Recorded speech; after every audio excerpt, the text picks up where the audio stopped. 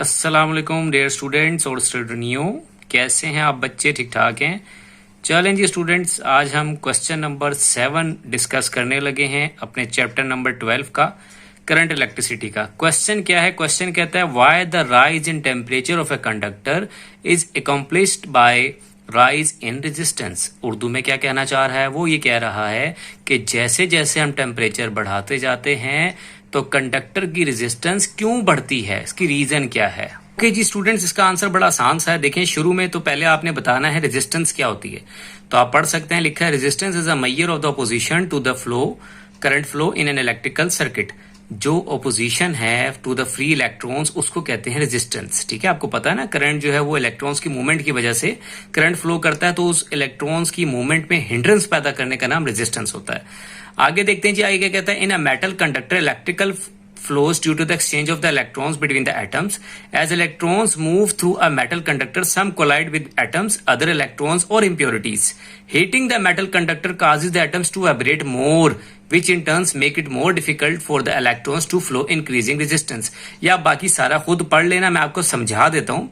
ये पूरी इस जो मैंने ये पैराग्राफ लिखा है इसमें वो कहना ये चाह रहा है कि हमें पता है जब इलेक्ट्रॉन्स मूव करते हैं कंडक्टर के अंदर, तो वो कंडक्टर के अंदर हर चीज जो है आपको पता है मेटल्स एटम से मिलकर बनी होती है। तो जो फ्री इलेक्ट्रॉन्स हैं वो आपस में भी टकराते हैं और एटम से भी कोलाइड करते हैं, इसीलिए उनके अंदर रेजिस्टेंस पैदा होती है।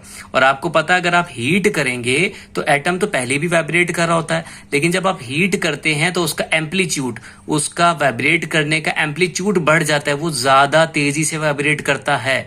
जब ज्यादा तेजी से वाइब्रेट करेगा तो क्या होगा?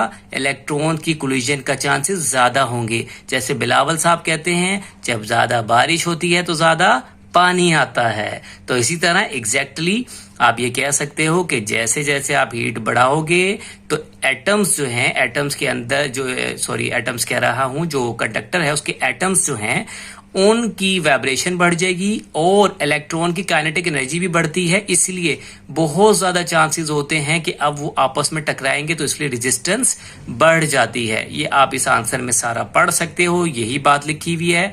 तो बेसिकली इसका प्रिसाइजली आंसर क्या हुआ कि रेजिस्टेंस करने से जो मेटल कंडक्टर होता है उसके एटम्स की वाइब्रेशन जो है एम्पलीट्यूड बढ़ता है, जिसकी वजह से collision of electrons to the atoms also increases, that causes the hindrance, and the hindrance to the flow of electrons is called resistance. ये बच्चों इसका आसान सा जो है वो आंसर है। Thank you so much.